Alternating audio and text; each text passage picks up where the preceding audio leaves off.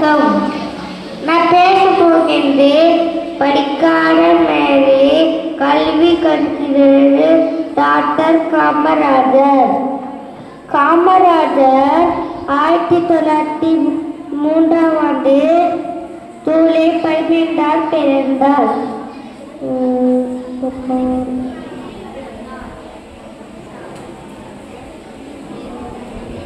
முதலமைச்சராக பொறுப்பேற்றார்.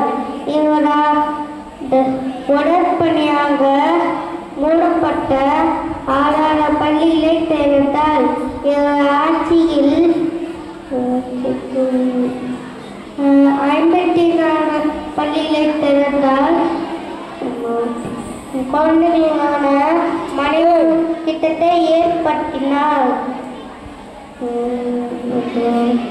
பாரதிய நட்டனாக இவ்வழக்கு வென்றது. நன்றி.